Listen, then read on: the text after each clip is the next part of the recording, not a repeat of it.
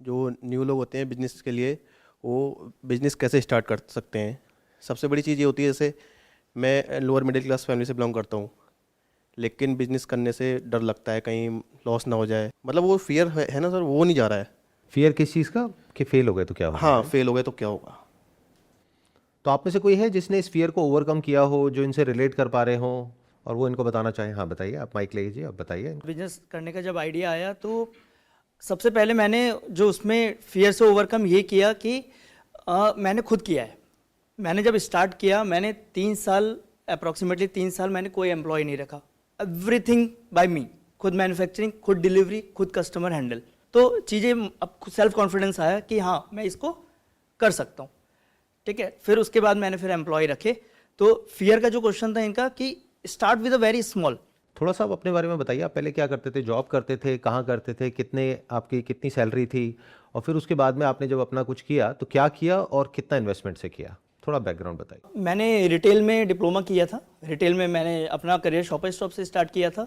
Lastly मैंने जो last job किया है, मैंने 10 year Mahindra and Mahindra group को दिया। महिंद्रा रिटेल में मैं था एज अ सीनियर मैनेजर। उसके बाद हमारा लॉकडाउन के बाद हमारी कंपनी ने बैलेंस शीट क्लोज करी, तो हमें 3 महीने का उन्होंने स्टाइफन दे के हमें टाटा बाय बाय बोला। देन फिर हमारे माइंड में आ रहा था क्या करा जाए, क्या करा जाए, क्या। बहुत ज़्यादा पैसा नहीं था। बहुत ही छोटा सा लोन लिया, ₹1,00,000 का।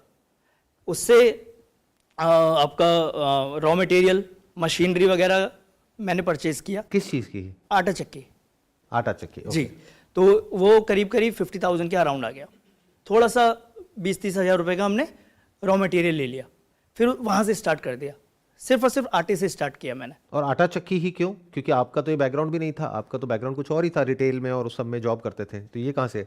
सर बस ओवर द माइंड ये आया कि एक फ्रेंड, मतलब हम लोग जस्ट डिस्कस करते थे जिस समय हमारी कंपनी क्लोज हो रही थी, उस समय माइंड में ये आ रहा था यार बार बार जॉब में चेंज करना, फिर सेटबैक्स आना, नीचे बॉटम में चले जाना, फिर स्टार्ट करना, वो बड़ा मुश्किल है।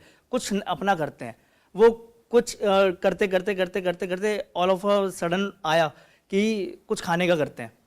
लेकिन खाने का ये था कि खाने का बैकग्राउंड ऐसा तो है नहीं, उसका आइडिया भी नहीं है ज़्यादा, कैसे एम्प्लॉय, और खुद बनाना भी नहीं आता।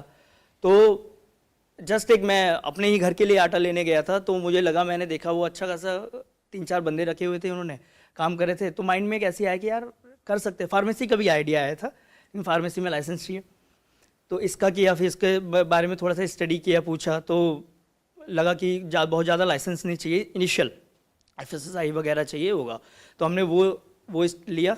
उसके बाद फिर उसको स्टार्ट किया। और कितने टाइम तक स्ट्रगल चला? मतलब कब से इनकम आनी, कब से शुरू हुई? सर 2.5-3 साल। 2.5-3 साल? मैं जिस एरिया में हूँ वहाँ पे अभी पॉपुलेशन कम है, क्योंकि वो नया एरिया है बिल्कुल। मैं इसको दूसरे तरीके से पूछता हूँ, जब आपने ये आटा चक्की खोली तो ये आपने जगह रेंट पे ली?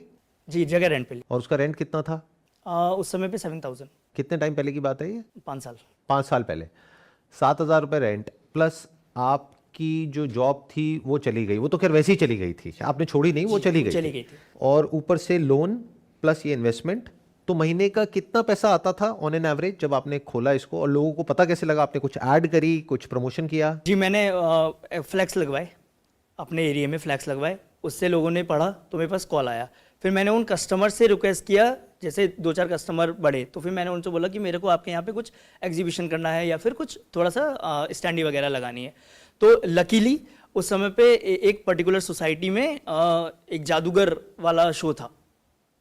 ठीक है, तो मैं बेसिकली पीछे बिहार से हूँ, तो मेरा ब्रांड नेम भी समहाउ उसी से रिलेटेड है।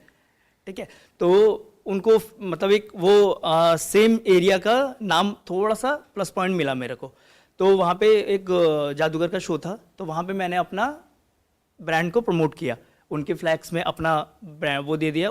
5,500 रुपये मेरे उस समय पे लगे थे। ठीक है, फिर स्टेज पे जाके मैंने अपना थोड़ा सा ब्रांड के बारे में बताया, बाकी मैंने वहाँ पे लीफलेट्स बांट दिए, तो उससे बहुत अच्छा पुश मिला।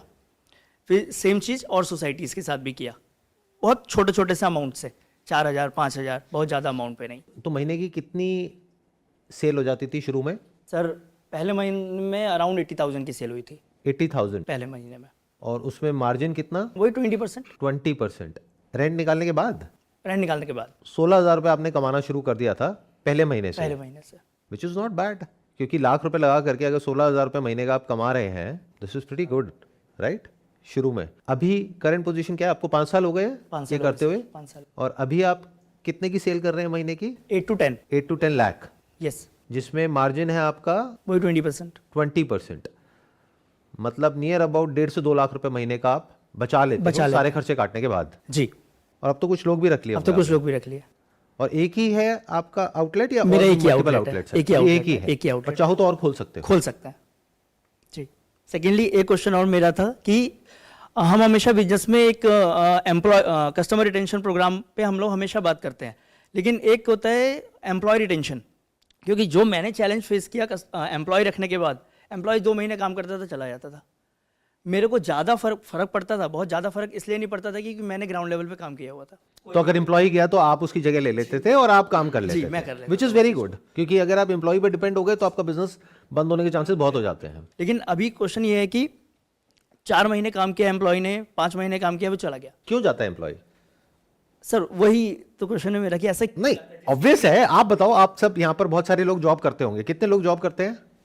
हाँ, तो आप जब जॉब छोड़ते हो, क्यों छोड़ते हो? हाँ, आप बताइए। अगर कोई जॉब है, मान लो इनकी कंपनी में आप जॉब कर रहे हो और आप छोड़ोगे, क्यों छोड़ोगे? क्या रीजन हो सकते हैं? सर इसका क्लियर आंसर है salary increment. Number 1 salary. Yes. तो इससे क्या अपने को सोल्यूशन मिला कि अगर आप 1.5-2 लाख रुपए महीने का कमा रहे हो, उसमें से मान लो आप एक आदमी को सैलरी दे रहे हो 10,000 रुपए, तो अगर 3 आदमी हैं आपके पास में, उनकी सैलरी आपने 10,000 से बढ़ा करके 15,000 कर दी, आपका कितना एक्स्ट्रा गया? 15,000 रुपए। किस में से लेस हुआ? आपके प्रॉफिट में से, 1.5-2 लाख रुपए में से। लेकिन आपको क्या बेनिफिट हुआ? अब वो एम्प्लॉय छोड़ के नहीं जाएगा, नंबर 1। नंबर 2, इसको ऐसे नहीं देना कि बेवकूफों की तरह उठा करके उसको पैसा दे दिया, क्योंकि उसकी कोई वैल्यू नहीं है। तो it must be connected to some kind of an incentive which is linked to performance. मतलब उन एम्प्लॉइज को क्या बोलो, जितना आप काम करोगे उस पर सैलरी तो आपको मिल ही रही है, प्लस जो काम कर रहे हो उस पर इतना रुपए आपको इंसेंटिव मिल रहा है। अगर अच्छे से काम करोगे तो वहां पर आप अपनी कंडीशंस भी सेट कर सकते हो और तीनों के बीच में एक हेल्दी कंपटीशन करवा सकते हो कि कौन अच्छा कर रहा है, कौन बुरा कर रहा है। मे बी आप कस्टमर फीडबैक भी बीच में डाल सकते हो कि कस्टमर फीडबैक किसका बेटर आ रहा है, तो जिसका आएगा उसको एक्स्ट्रा बोनस भी मिलेगा। तो if these incentives are linked to performance, तो एम्प्लॉय भी रिटेन हो गया, जो आप चाहते हो वो भी हो गया, प्लस आप मल्टीपल आउटलेट्स भी खोल सकते हो, क्योंकि अब एक पूरा का पूरा सिस्टम बन गया है। और कोई रीजन जॉब छोड़ने का? दूसरा ग्रोथ भी होता है। ग्रोथ होता है इन द सेंस कि अगर कोई आपके पास में काम कर रहा है, तो अगर उसको लगेगा कि कहीं और मेरे को बेटर अपॉर्चुनिटी मिल रही है, तो वो छोड़ करके चला जाएगा। जो अगर उसकी जगह आप होगे तो आप भी यही करोगे, तो इसमें गलत क्या है? कुछ भी नहीं। तो आपको ये देखना है कि आपका जो काम है उसमें क्या आपको कोई बहुत एक्सपर्ट लोग चाहिए? जवाब है नहीं। तो आपको कैसे लोग चाहिए? जो मेहनती हो, क्योंकि ये सारा लेबर वर्क है, लेकिन मेहनत इतनी भी ज्यादा नहीं है जितनी कि जो कुछ इंडस्ट्रीज हैं जहां पर बहुत ज्यादा इंटेंसिव काम होता है, उतनी भी नहीं है। मतलब बीच में कहीं आता है आपका बिजनेस। तो व्हाट इफ आप इसमें अनस्किल्ड वर्कर्स को रिक्रूट करो और ये देखो कि जो आपकी इंडस्ट्री में सैलरी चलती है वो क्या है, क्योंकि वो एकदम से स्विच करके कहीं और तो जाने वाले हैं नहीं। अगर आपसे काम सीखा 1 साल, अब वो छोड़ करके या तो किसी और उसमें जाएंगे, तो वहां आपको देखना है वहां सैलरीज कितनी है। अगर उससे ज्यादा आप दे रहे हो और उससे बेटर तरीके से उनको ट्रीट कर रहे हो, उनको रिस्पेक्ट दे रहे हो, एक पर्टिकुलर टाइम के ऊपर वो काम करते हैं तो उनको ओवर टाइम दे रहे हो, उनको हफ्ते में अगर छुट्टी चाहिए या कोई त्योहार पे छुट्टी चाहिए तो दे रहे हो, इस तरीके से अगर आपने पूरा सिस्टम बना दिया और उसको इंसेंटिव से और बोनस से लिंक कर दिया, मतलब इसको बोलते हैं फिक्स्ड पे एंड वेरिएबल पे। वेरिएबल पे को बढ़ाओ, भाई तुम काम करो और ले लो जितना पैसा लेना है, 10,000 क्यों 20,000 लो, उसमें आपको भी फायदा है। तो आपने इस तरीके से उस सिस्टम को डिजाइन किया कि आपकी सेल 8-10 लाख से बढ़ के 12 लाख हो गई, उसकी सैलरी 10,000 से बढ़ के 15,000 या 20,000 हो गई। अब वो क्यों छोड़ के जाएगा? Problem solve. तो एम्प्लॉइज को ट्रीट करो as shareholders in your company. इसका मतलब ये नहीं अपने बिजनेस में उनको पार्टनर बना लो, राइट? आपको आंसर मिल गया आपके क्वेश्चन का? जी सर, आंसर मिल गया मेरे आंसर। अब आप बताइए, आपने जो क्वेश्चन पूछा था, जी। इनकी जो स्टोरी आपने सुनी, इसके बाद आपको जवाब मिल गया आपके क्वेश्चन का? आंसर मिला या अभी भी अंदर से कंफ्यूजन है, डर है? थोड़ा सा तो है अभी डर। क्या है? अगर मान लो आप एज इट इज इन्हीं के बिजनेस मॉडल को कॉपी कर देते हो, कहाँ रहते हो आप? बरेली। बरेली में। वहां पे एज इट इज इन्हीं के बिजनेस मॉडल को आप कॉपी कर देते हो, तो इसमें क्या डर है? एक बैठे तो हैं आपके सामने जिन्होंने किया और वो सक्सेसफुल हो गए। एक ही एरिया में सेम बिजनेस कई सारे लोग कर रहे हैं, फिर इस चीज़ का क्या? इस चीज का ये है कि आपको उस बिजनेस को अलग तरीके से करना होगा, उसके 1000 तरीके हो सकते हैं। तो अब हम कहां चले गए कि बिजनेस को पोजीशन कैसे करना है, मार्केट कैसे करना है। बट अभी मेरा क्वेश्चन ये है कि आपके सामने एक इंसान बैठे हैं जिन्होंने 5 साल पहले एक बिजनेस को शुरू किया बहुत छोटे लेवल से। आज वो बिजनेस एक अच्छे खासे लेवल पे है, महीने का 1.5-2 लाख रुपए कमा रहे हैं, और अगर अभी और सही से करेंगे, जो हमने आज डिस्कशन किया उन चीज़ों को अप्लाई करेंगे और आगे एक्सपैंड करेंगे, तो ये कितना भी कमा सकते हैं, अपर लिमिट कुछ भी नहीं है। व्हाट इफ अगर अभी इस सेशन के बाद में आप इनसे बात करो और इनको बोलो भाई एक काम करते हैं, मिलके करते हैं बरेली में, आधा पैसा आप लगाओगे, आधा पैसा ये लगाएंगे, प्रॉफिट आधा आधा। अब कोई दिक्कत? नो। लेकिन इसमें मैं बता देता हूँ दिक्कत होती क्या है। हमको शर्म आती है, इसको बोलते हैं फियर ऑफ फेलियर। जैसे सेशन यहां से खत्म हुआ, अब मैंने बोला तो आपने किया, बट उसमें कोई मजा नहीं है। मजा इस चीज में आता कि आप खुद ये सोचते और खुद करते। अब सवाल उठता है ऐसा खुद क्यों नहीं करते? मतलब कि आप इनको प्रपोज कर रहे हो, जैसे किसी लड़की को कोई लड़का प्रपोज करता है तो बहुत लोग डरते हैं, और वहां पे डरना बनता भी है क्योंकि जूते पड़ सकते हैं और पुलिस कंप्लेंट हो सकती है। बट यहां पर तो कोई डर ही नहीं है। आप इनको किसके लिए प्रपोज कर रहे हो? बिजनेस के लिए। बट उसमें रिस्क क्या है? वो मना कर देंगे, वो कहेंगे नहीं मेरा इंटरेस्ट नहीं है आपके साथ में करने का, मैं तो अपना करूंगा। इससे क्या हुआ? आपकी ईगो हट हो गई। मतलब क्या? फेलियर। एक ऐसा फेलियर जिसमें आपको कुछ गया ही नहीं। तो हम ट्राई नहीं करते हैं, ये है प्रॉब्लम की जड़। हम कोशिश नहीं करते हैं। अरे मांगोगे तो मिलेगा ना, कोशिश करोगे तो दरवाजे खुलेंगे ना। अपने आप तो कोई आकर के आपके सामने प्रकट हो नहीं जाएगा कि बोलो आप क्या चाहते हो, मैं आपकी सारी ख्वाहिशें पूरी करता हूं। एफर्ट करोगे तो रास्ते तो बहुत हैं। अभी अभी में आपको एक रास्ता मिला है, इसमें क्या दिक्कत लग रही है बताओ? आपके बिहाफ पे मैं पूछ लेता हूं। अगर ये भाई साहब आपको इस तरह का प्रपोजल दें और इस तरह से और भी लोग यहां पर आपको प्रपोजल दें, क्योंकि इसमें फायदा सिर्फ इनका नहीं है, आपका भी है। आपका भी तो काम बट गया ना, आपको भी तो एक फ्री की लेबर मिल गई। अब यहां पे दूसरा पॉइंट आ जाएगा, आप कहोगे मैं और लेबर, मैं वहां पे काम करूंगा। तो अगर कोई इंसान ऐसा आपको आकर के बोलता है कि मैं वहां पे काम करूंगा, उसके साथ में कभी भी ऐसी डील मत करना, क्योंकि वो प्रोजेक्ट आपका शुरू होने से पहले ही फेल हो जाएगा। वो क्या कर रहा है? वो पैसा लगा रहा है और फिर वो आपके सर पे चढ़ के बैठ जाएगा। वो कहेगा भैया काम क्यों नहीं चल रहा? सीधा बोलना भैया काम आपको चलाना है और काम सिखा दूंगा मैं, पैसा आधा आधा, कमाई आधी आधी। बोलो अगर ये डील हो तो क्या आप करोगे या नहीं करोगे? एक बार माइक देना। 100% करूंगा सर। एक मौका मिल गया मेरे को भी अपनी फ्रेंचाइजी बढ़ाने की, मेरा नाम हो गया एक जगह से निकल के थोड़ा सा नेशनल हो गया। बोलो जी। इस सेशन के बाद डील करते हैं हम लोग बाहर जाके। ये आपने बोल तो दिया अभी यहाँ पे जोश में, लेकिन ध्यान से अगर इनकी कहानी सुनी हो तो शुरू के 1-2 साल तक ये खुद काम करने से कभी भी पीछे नहीं हटे। इनको शर्म नहीं आई काम करने में, चाहे काम कितना ही छोटा क्यों ना हो। क्या आप जो कि जॉब कर रहे हो और एक पर्टिकुलर लेवल पर हो, सोसाइटी में आपका एक रुतबा है, एक नाम है, अभी आप क्या जॉब कर रहे हो? अभी मैं आईटी सेक्टर में हूँ, QA। तो ये तो बहुत ही साफ सुथरी जॉब है, और वहां से कहां यहां आप आ रहे हो अपने हाथ गंदे करने के लिए? दूर से साफ सुथरी है लेकिन अंदर से नहीं satisfaction नहीं है। है। सेटिस्फैक्शन तो खैर यहाँ भी नहीं होगी, लेकिन अब सवाल ये उठता है कि इसमें अभी जो आप जॉब कर रहे हो वहां पे कितना पैसा कमा लेते हो? 40,000। यस। तो इस बिजनेस में कोई ऐसा तो नहीं होने वाला कि कोई चमत्कार हो जाएगा और आप बहुत ज्यादा पैसा कमा लोगे। ये खुद ही अभी 1.5-2 लाख रुपए महीने का कमा रहे हैं। मतलब आप मैक्सिमम मान के चल सकते हो 40 का 60, 70, 80 हो जाएगा, और काम भी उससे ज्यादा करना पड़ेगा जितना अभी करना पड़ रहा है। वो चलेगा। चलेगा सच में? हाँ जी। लेकिन यहाँ तो सेटिस्फेक्शन आ ही नहीं रहा है, मेंटली प्रेशर बहुत ज़्यादा है। किस तरह का प्रेशर होता है? प्रेशर तो यहाँ भी होगा। हाँ वो तो यहाँ पे होगा। अगर प्रेशर से भाग रहे हो और ये सोच रहे हो कि मैं लाइफ में कुछ ऐसा करूंगा जहाँ पे प्रेशर नहीं होगा, तो ऐसा प्रेशर तो तो नहीं होगा, लेकिन इस चीज़ को वही समझ सकता है जो आईटी कंपनी में वर्किंग है इस टाइम पे। कितने हैं? माइक लेकर के बोलना। प्रेशर होता है क्या? सर मैं अभी लॉजिस्टिक इंडस्ट्री में जॉब कर रहा हूँ, तो प्रेशर सर लाइक जैसे अभी क्या है कि मैं कोई काम कर रहा हूँ, शाम को कुछ जैसे कोई एस्केलेशन वगैरह आ गई तो उनको शाम को ही क्लोज कर रहे हैं सर। अगर हम नहीं क्लोज करते हैं तो वहाँ पे हमारी जॉब स्टेबिलिटी इन सब पे प्रेशर पड़ता है। फिर क्या देखते हैं कि हमारा अप्रेजल भी होना है, क्या पता हमारा मैनेजर हमसे कुछ नहीं हुआ तो उसने अप्रेजल कम कर दिया तो हम 40,000 से 41,000 पे ही पहुँचे, और हम सोच रहे थे कि 45 खर्चे बढ़ रहे हैं हमारे, पर कमाई सर उतनी है। तो वहाँ पर हमारा जॉब स्टेबिलिटी का बहुत बड़ा प्रेशर रहता है हम लोगों के ऊपर सर। जैसे मैं अभी जॉब कर रहा हूँ और मेरा बिजनेस करने का प्लान है, और मैंने बिजनेस भी बहुत अच्छा खासा सर सोच के रखा है, बट मैं शुरुआत नहीं कर पा रहा हूँ कि मेरी फैमिली मतलब सर्वाइव करेगी मेरे साथ या नहीं करेगी। तो सर मैं वहाँ पे मतलब एकदम टूट जाता हूँ कि अब मुझे नौकरी ही करनी है, मैं नहीं कर सकता। आप कह रहे हैं वहाँ पे प्रेशर आ जाता है कि कई बार ऐसा होता है कि कोई आकर के बोल देते हैं कि ये काम आज ही खत्म करना है, डेडलाइन है, और फिर कुछ भी करके काम खत्म करना ही है। अगर नहीं करा तो ऊपर जो लोग बैठे हैं वो प्रेशर क्रिएट करते हैं, वो गलत रिपोर्ट भेज देंगे HR डिपार्टमेंट में, उसकी वजह से आपका इंक्रीमेंट नहीं होगा। उसके अलावा ऑफिस पॉलिटिक्स है, उसके अलावा जो सीनियर है उसकी ईगो को भी सेटिस्फाई करना है। अगर वो कभी उसका मूड खराब है, घर में कुत्ता मर गया है, तो वो गुस्सा आकर के आपके ऊपर निकालेगा। बीवी से लड़ाई हुई तो आकर के गुस्सा आपके ऊपर निकालेगा, वो भी आपको सहना है।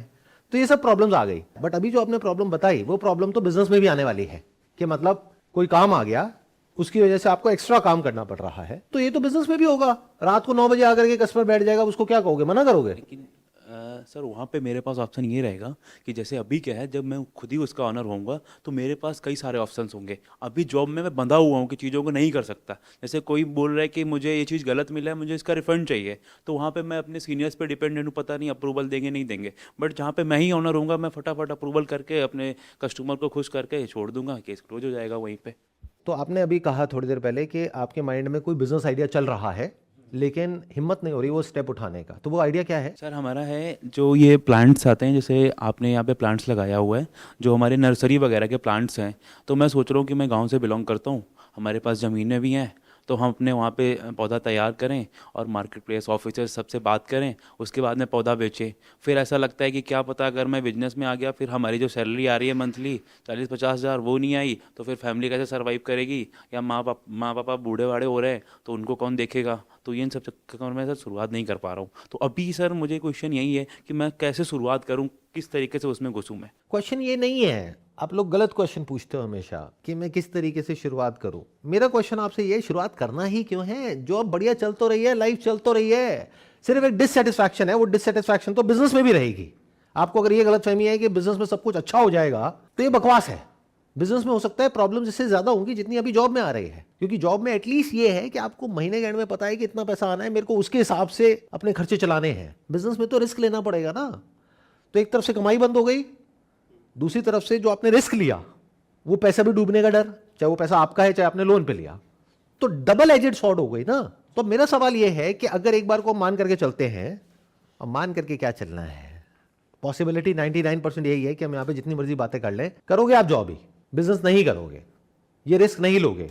And when I am saying it, I am not talking about you, I am talking about statistically क्या होता है, बिकॉज सैलरी से बड़ी कोई ड्रग नहीं है जो महीने के एंड में मिलती है। तो जैसे ही आप बिजनेस करोगे, 1 महीना 2 महीना 3 महीना कोई सैलरी नहीं आएगी अकाउंट में, उल्टा पैसा जाएगा। तब अगर आपने जल्दीबाजी में स्टेप उठाया होगा तो आप हड़बड़ा जाओगे, घबरा जाओगे और वापस से जॉब में चले जाओगे। तो ऐसा काम करना ही क्यों है? सवाल ये है, जो असली सवाल है, जो मुझे आपसे पूछना है, बाद में आप मेरे से पूछना कि अगर आप बिजनेस नहीं करते, जॉब ही करते रहते हो, तो उसमें दिक्कत क्या है? What is the problem? Job ही करो, बिजनेस करना क्यों है? अगले 1 साल बाद, 2 साल बाद, 3 साल बाद, 5 साल बाद क्या हो जाएगा? जो सैलरी आज है मान लो 40,000 रुपये, वो बढ़ करके हो जाएगी 60-70 हज़ार रुपये।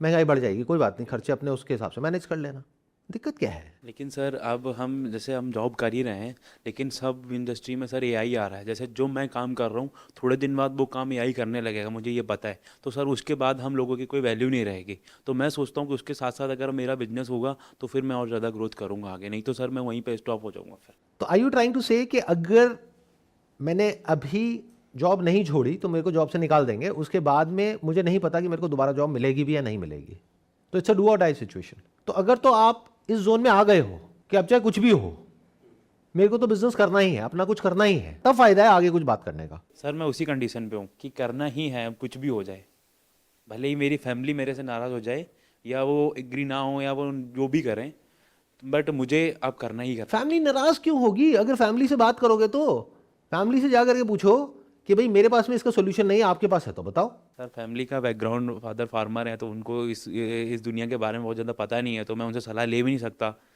तो मतलब जितना वो बताते हैं उस हिसाब से ठीक है, मतलब उनसे सलाह लेना बहुत अच्छा नहीं देंगे वो में, तो फिर उनसे सलाह लेने का सर बनता नहीं मेरा ये चीज़। अच्छा एक बात बताओ, आपका बैकग्राउंड जो है वो फार्मिंग का है, तो आपके पास अपनी लैंड है?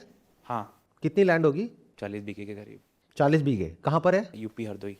तो आप फार्मिंग क्यों नहीं करते? तो फार्मिंग में मेहनत ज़्यादा है, पूरे दिन धूप में काम करना और मतलब खेतों में रहना। आटा चक्की में नहीं है? आटा चक्की में है सर, लेकिन ऊपर से वहाँ पे धूप नहीं होगी ना। और फिर सर इसमें ये भी है, आज के दिन में हमारे जो आवारा पशु घूम रहे हैं ना, उन सब के चक्कर में हमने फसल तैयार भी कर ली है। जैसे मेरे फादर ने फसल तैयार कर ली, एक दिन क्या हुआ, आवारा पशु घूम रहे हैं, एक साथ इकट्ठे हुए, सारी उन्होंने एक साथ उसको ख़राब कर दिया। तो सर मेरी पूरी मेहनत, 4 महीने की मेहनत एक दिन में ख़त्म हो गई। तो सर वहाँ पे तो 0% का। तो क्या आपकी जो लैंड है वहाँ पर आप एक पॉली हाउस लगा सकते हो? नहीं सुना है कभी इसके बारे में? सुना होगा। पॉली हाउस सर वहाँ पे अलाउ नहीं है, जो मतलब हमारा जो कटीला तार वगैरह ये सब तो अलाउ नहीं है वहाँ पे। पॉली हाउस अलाउड नहीं है? नहीं, क्योंकि वहाँ पे सर जानवरों के लग जाता है ना, तो इसलिए अलाउ नहीं करते वो लोग। तार की बात नहीं कर रहा मैं पॉली हाउस कह रहा हूँ। पॉली हाउस क्या होता है? कवर टाइप का सर बता रहे हो ना आप? बिल्कुल कवर्ड हो जाता है, टेंट के जैसा होता है। लेकिन सर फसल को धूप भी चाहिए होती है, सब चाहिए होता है, उस हिसाब से फसल तैयार होती है ना सर। तो ये बोलो ना, मुझे पता नहीं है कि मॉडर्न फार्मिंग क्या है। ये सर मॉडर्न फार्मिंग नहीं पता है।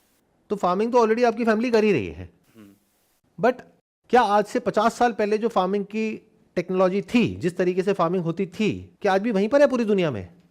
या दुनिया पता नहीं कहाँ की कहाँ निकल गई, आप वहीं के वहीं हो? सर हम वहीं पे, दुनिया तो आगे निकल। समझ गए? ये है ना प्रॉब्लम की जड़। तो लैंड आपके पास में है, लैंड मतलब एक तरीके से गोल्ड माइन। जैसे पुराने जमाने का एक गाना था, आई एम श्योर आपने सुना होगा, बताओ कौन सा? मेरे देश की धरती सोना उगले उगले हीरे मोती। बट आज की डेट में अगर आप मॉडर्न फार्मिंग को सीख जाते हो, और उसके लिए भी आप जा करके यूट्यूब पे सर्च कर सकते हो, देख सकते हो पूरी दुनिया में लोग किस किस तरीके से फार्मिंग कर रहे हैं, कम से कम कॉस्ट में ज्यादा से ज्यादा आउटपुट कैसे निकालते हैं, मल्टीपल टाइम्स कैसे निकालते हैं, जिसमें फसल खराब होने की पॉसिबिलिटी बहुत कम है, क्वालिटी कंसिस्टेंट है, और सक्सेसफुल होने के चांसेस बहुत ज्यादा है, क्योंकि आपका ये बैकग्राउंड है। तो आप जल्दी सीख सकते हो बजाय किसी ऐसे इंसान के जिसका वो बैकग्राउंड नहीं है। सर मेरे वहाँ पे माइंडसेट भी लोगों का फार्मिंग का ही है, तो वो सब जितने भी हैं आसपास में तो फार्मिंग ही कर रहे हैं सारे। तो अगर आप उसको मॉडर्नाइज कर दो, तो जैसे राजस्थान में एक गांव है, मेरे को नाम नहीं याद आ रहा, वहां पर बहुत सारे पॉली हाउसेस हैं। एक आदमी ने शुरू किया था, और आज उस गांव में सबके पास में बढ़िया से बढ़िया गाड़ियां हैं, बढ़िया से बढ़िया घर हैं, और बहुत पैसा है। तो उस गांव में जा सकते हो, जा करके देखो। प्रॉब्लम पता है क्या है? जो जड़ है, हमारा लर्निंग माइंडसेट नहीं है, सीधा अर्निंग माइंडसेट है। हमें पैसा चाहिए फटाफट से, चाहे जॉब से मिले चाहे बिजनेस से मिले, उससे फर्क नहीं पड़ता, पैसा चाहिए। सारा ध्यान कहां पर है? पैसे पे है, सीखने पे तो है ही नहीं। सीखते कैसे हैं वो तो किसी ने सिखाया ही नहीं। तो अगर ध्यान सीखने पे आ जाए, तो दिमाग खुल जाए, तो सीख लो कैसे करते हैं।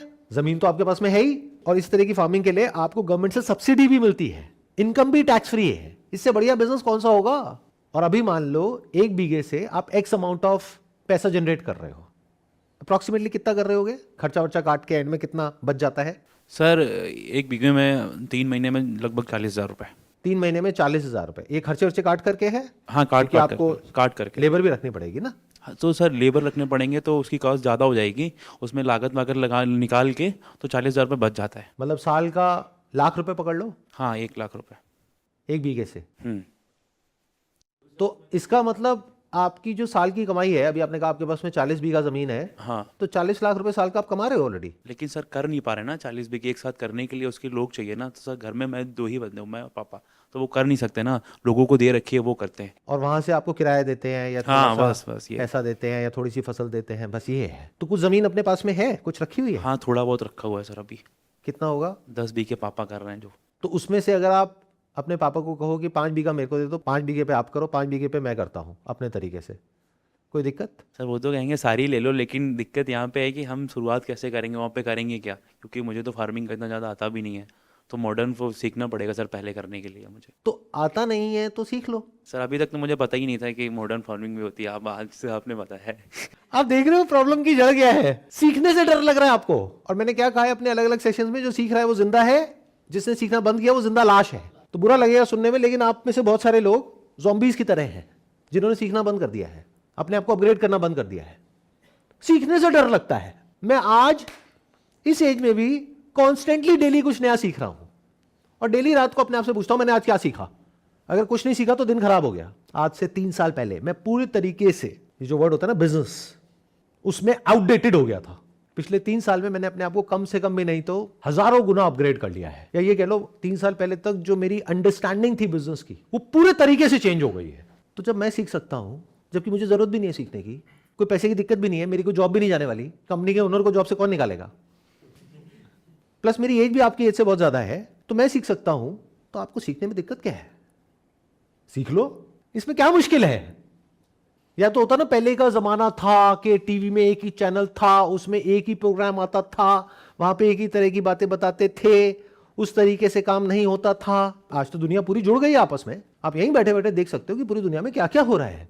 आपके स्टेट में जो गवर्नमेंट है उसकी तरफ से क्या क्या स्कीम्स हैं फार्मर्स के लिए, किस किस तरह के लोन्स दिए जा रहे हैं, किस तरह से आप उन स्कीम्स को अवेल कर सकते हो, जो और लोग इंडिया में इस तरीके से कर रहे हैं। यानी एक्चुअल में जिनकी जमीन से सोना निकल रहा है वो क्या कर रहे हैं, कैसे कर रहे हैं। और मैंने ऐसी एक वीडियो देखी थी यूट्यूब पर, जहां पे एक जर्नलिस्ट उनके पास में गई थी, मेरे को अगेन नाम नहीं याद आ रहा, राजस्थान में एक गांव है। वो बार बार बोल रहे थे अपनी इस वीडियो में कि अगर कोई भी किसान भाई कहीं से भी है तो उन सबका स्वागत है, वो यहाँ पर आए, आ करके हमसे देखें, हमसे सीखें और अपना जा करके कुछ करें, क्योंकि उसमें हमें क्या दिक्कत है। तो प्रॉब्लम है वो बस इतनी सी है कि आपकी सोच पुरानी है, कपड़े नए हैं, सोच पुरानी है। तो सोच को अपग्रेड कर लो, सोच को नया कर लो। दिमाग में अभी भी फार्मिंग के वही कॉन्सेप्ट्स बने हुए हैं जो पहले थे।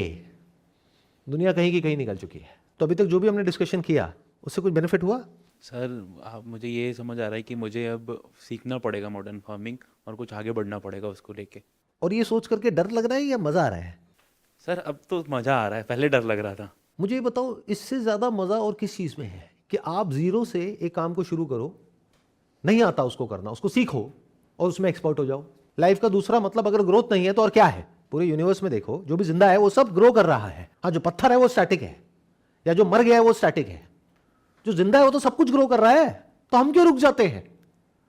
ये सोच करके तो मजा आना चाहिए। मुझे तो सोच के ही मजा आ रहा है कि अगर मैं आपकी जगह हूं तो मुझे इतना मजा आ रहा है कि अच्छा, अब मैं यहां जाऊंगा, वहां जाऊंगा, जा करके देखूंगा पूरी दुनिया में क्या हो रहा है, वीडियोस देखूंगा, पूरी तरीके से अपने आप को झोंक दूंगा इसके अंदर अगले 1-2 महीने के लिए। जॉब नहीं छोड़ूंगा, अभी जॉब नहीं छोड़ूंगा अगले 1-2 महीने तक, 3 महीने तक। हाँ, निकाल दे तो बात अलग है, तो और बढ़िया हो जाएगा काम, क्योंकि अब निकाल दिया तो फ्री हो गए, अब जहां मर्जी जाओ। और आपके लिए सीखना कोई बड़ी बात नहीं है, आपके तो डीएनए में है। जैसे मुझे लग रहा है जिस दिन आपको लगने लग गया तो ये ग्रोथ की चाबी है। बिना चैलेंज के लाइफ क्या है? बस खाओ पियो निकालो, अच्छा खाना खाओ, उसको गंदा करके गंद मचा दो पूरी दुनिया में। यही तो कर रहे हो आप लोग, कंज्यूम करे चले जा रहे हो और इस प्लैनेट को बद से बदतर कर रहे हो। ये अगर आप सही से कर पाते हो तो सिर्फ पैसा नहीं है, यहां पर आप अपग्रेड हो गए। अभी आप क्या हो? सुनने में कड़वा लगेगा लेकिन सच है। अभी अगर आप जॉब कर रहे हो, इंग्लिश में बोलते हैं एम्प्लॉय, हिंदी में क्या बोलते हैं? बोलो, अजीब लग रहा है। कौन सी वेबसाइट है जहां पे जाकर के अपना रिज्यूम डालते हो? Naukri.com है, लिंक्डइन है। तो ये बोलने में इतना बुरा क्यों लगता है? अपनी आइडेंटिटी से भागते क्यों हो? तो क्या हो अभी आप? नौकर हो। अब क्या बन गए? अगर जमीन से जुड़ गए और ये सब कर दिया तो अन्नदाता। सर इसके साथ साथ मेरा पापा का मतलब डेयरी फार्मिंग दूध का भी है, तो उनको कई बार गवर्नमेंट से अवार्ड भी मिला है। दूध की इंडस्ट्री में उन्होंने बहुत ज़्यादा मतलब अपना योगदान दिया है, और किसान भी है, तो शुगर कैन वाला, गन्ना वगैरह, इन सब से उनको अच्छा खासा मतलब अवार्ड वगैरह मिला है कि हाँ आपने बहुत योगदान दिया। अब बोलो क्या दिक्कत है? अब ये सब जो हमारा यहाँ पर डिस्कशन हुआ, बाहर निकलते ही वही तंबाकू, वही चूना रगड़ोगे और खाओगे, यानी कि हाँ ठीक है सर, जब अंदर आते हैं आपके पास में बैठते हैं तो एनर्जी आ जाती है। बाहर जा करके सर कुछ समझ नहीं आता है, क्या करें सर? यही करोगे या कुछ बदलेगा? सर बदलना तो है ही, क्योंकि अब मतलब आने वाले दिनों में तो सब जाना ही यहाँ से, तो फिर हमको बदलना ही पड़ेगा। कोई ऑप्शन नहीं है, अब तो बदलना ही है। अब बस चॉइस एक ही है कि या तो खुद अपनी मर्जी से बदलो या रो बैठ करके, एज इफ एआई को कोई फर्क पड़ने वाला है। एआई कहेगा एआई बेचारे। तो आज के सेशन से हमने क्या सीखा? Anybody who want to sum it up? हाँ, इनको दीजिए माइक। बेसिकली अगर हम कुछ नया स्टार्ट करना चाहते हैं तो उसमें सबसे पहले हमारे बेसिक्स क्लियर होने चाहिए कि हम किस प्रोस्पेक्टिव में, किस बिजनेस में या किस लाइन में ना जाना चाहते हैं। इन्होंने नर्सरी का बोला तो मेरे माइंड में एक पॉइंट ये भी आया था कि इनके फादर डेयरी फार्म में इतना अच्छा कर रहे हैं, 10 बीघा ज़मीन में करते हैं, 30 बीघा किसी और को रेंट पे देते हैं। तो अगर ये अपने फादर को ही उस कोऑर्डिनेशन में लेके नर्सरी खोलेंगे तो इनके लिए बिजनेस भी इजी हो जाएगा और इनको एक पार्टनर मिल जाएगा जो इनको लाइफ लॉन्ग काम दे। हाँ, बट नर्सरी में दिक्कत ये है ना, वो एक नई दुनिया है। हाँ वो तो है। समझ गए? तो उसमें घुसने से अच्छा जो पुरानी दुनिया जिसके अंदर एक्सपीरियंस है उसी में कुछ करो ना। मतलब समझ लो मैंने इनको क्यों बोला नर्सरी के लिए, मैंने क्यों मना किया, उसके पीछे रीजन है। सुनने में बड़ा अच्छा लगता है, पर नर्सरी में पैसा कैसे कमाना है? वहाँ से बनाएंगे, ला करके यहाँ पे देंगे, तो यहाँ कोई बेवकूफ़ थोड़ी बैठे हैं लोग। वो कहेंगे भैया हम अगर ये 200 का बेचते हैं पौधा, हमें 30 रुपए का पड़ता है, तुम कितने का दोगे? 20 रुपए का। आने जाने में लग जाएगा 20 रुपए, तो 40 का पड़ गया इनको। तो वो आइडिया शुरू होने से पहले ही फेल हो जाएगा। समझ गए? तो इसलिए मैंने इनको ज़्यादा उसके बारे में बोला ही नहीं, मैंने सीधा बोला। और बताओ anybody else who want to sum it up, जो भी आज मैंने बोला। हाँ, इनको दीजिए माइक। तो इम्पॉर्टेंट है कि हम अपनी फील्ड में भी, जिसमें हम ऑलरेडी काम कर रहे हैं, जिसके बारे में हम जानते हैं, उसमें थोड़ा कुछ नया सीखते रहें। प्लस और क्या क्या चीज़ें हम एंटर कर सकते हैं इसको एक्सपैंड करके, या अपनी ही स्किल को थोड़ा सा चेंज करके और क्या कर सकते हैं उसमें थोड़ा कुछ सीखते रहें।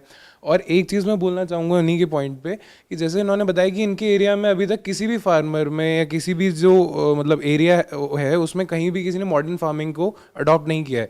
तो अगर ये 2 महीना लगा के उस चीज़ को सीख जाते हैं तो एक चांस तो इनके बिजनेस का यही है कि वो अपने एरिया में सबको मॉडर्न फार्मिंग के ऊपर ही मतलब कि मैं आपके खेत को 2 महीने के लिए वो करूँगा, कंट्रोल करूँगा और उसके ऊपर मॉडर्न फार्मिंग टेक्नोलॉजी लगाऊंगा। और उस बिजनेस में सबसे बड़ा प्लस पॉइंट ये है कि हमें कस्टमर रिटेन ही नहीं करना है। एक बार उसको बना के उसके खेत को मॉडर्न फार्मिंग दे दिया, फिर उसको छोड़ के आप नए कस्टमर पे जाओगे, तो सबसे ज़्यादा कस्टमर तो अपने ही एरिया में मिलेंगे इनको। तो एक डिफरेंट बिजनेस मॉडल हो गया। मतलब क्या, ये जो कह रहे हैं, आपने एक तरीके से लाइजनिंग का काम किया, आपने एक तरीके से एक एजेंट का काम किया। आप क्या कह रहे हो कि मेरे को मॉडर्न फार्मिंग आती है और मैंने सब कुछ फिगर आउट कर लिया है, कहाँ से गवर्नमेंट की कौन सी स्कीम है, कैसे लोन मिलता है, कहाँ से ये सामान मिलता है, कहाँ से मशीनरी मिलती है, और ये रहा मेरा प्रोटोटाइप। यानी कि आपने जो अपने फार्म में एक छोटे से एरिया में एक बना के दिखा दिया और उसको 1 साल तक चला के दिखा दिया। उसके बाद में आप जा करके बाकी के जो फार्मर्स हैं, जिसमें से कुछ छोटे हैं कुछ बड़े हैं, उनको बोलोगे मैं आपका पूरा का पूरा सेटअप करूंगा और उसमें आपका मार्जिन होगा 20-30% का।